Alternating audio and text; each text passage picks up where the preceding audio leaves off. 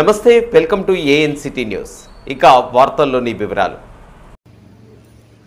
భద్రాద్రి కొత్తగూడెం జిల్లా Yellandu MLA camp కార్యాలయంలో 76వ గణతంత్ర దినోత్సవ వేడుకలను ఘనంగా నిర్వహించారు. కార్యక్రమానికి ముఖ్య అతిథిగా విచ్చేసిన ఎమ్మెల్యే కోరం కనకయ్య జాతీయ జెండాను ఆవిష్కరించారు. అనంతరం మాట్లాడుతూ దేశం కోసం ఎంతోమంది త్యాగమూర్తులు ప్రాణాలు అర్పించారని, వారి ఆశయ సాధన కోసం వారి అడుగుజాడల్లో ప్రతి ఒక్కరూ నడవాలని, స్వతంత్రం కోసం ప్రాణాలు అర్పించిన త్యాగమూర్తులను స్మరిస్తూ వారికి జేజేలు తెలియజేశారు.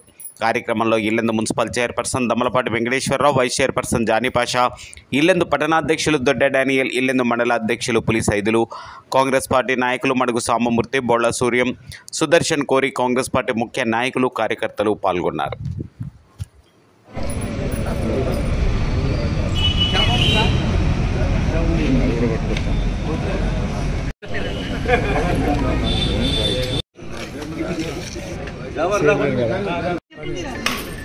చెప్పులు తీసుకోవాలన్నాం.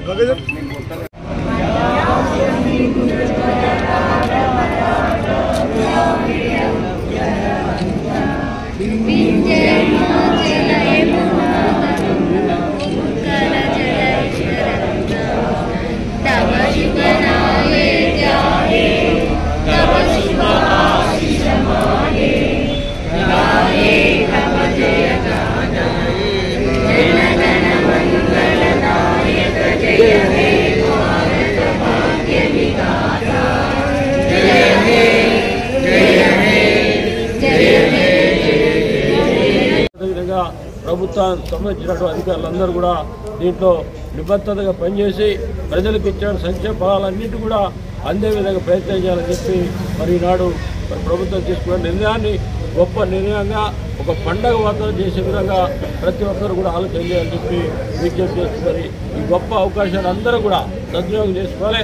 భారతదేశంలో ఉన్నటువంటి ప్రతి ప్రాంతాన్ని కూడా ఎవరు కూడా ఇంత గొప్ప కార్యక్రమాన్ని ప్రవేశపెట్టలే. దేశంలో ఎక్కడ లేని విధంగా ఈరోజు తెలంగాణ రాష్ట్రంలో, ఇందిరమ్మ రాజ్యంలో కాంగ్రెస్ ప్రభుత్వం ఈ గొప్ప కార్యక్రమాన్ని కూడా ప్రవేశపెట్టినటువంటి పరిస్థితి నాడు ఉంది. గతంలో ఉన్న ప్రభుత్వం హామీలు ఇచ్చింది తప్ప ఒక్క పని కూడా నెరవేర్చలేని పరిస్థితి ఆనాడు. మరి ఈరోజు అప్పుల పాలైన అటువంటి ప్రభుత్వాన్ని కూడా ముందుకు నడిపిస్తూ ప్రజలకు ఇచ్చినటువంటి మాటని నిలబెట్టుకునే విధంగా ప్రభుత్వం ప్రయాణం చేస్తూ ఉంది. తప్పకుండా మనందరం కూడా ఈ కార్యక్రమాన్ని పెద్ద ఎత్తున విజయంతో చేసుకోవాలని చెప్పి విజ్ఞప్తి చేస్తూ సెలవు తీసుకుంటాం. వార్తలు ఇంతటితో సమాప్తం. తిరిగి ప్రసారమయ్యే ఏఎన్సిటీ న్యూస్లో మళ్ళీ కలుసుకుందాం. అంతవరకు సెలవు. నమస్కారం.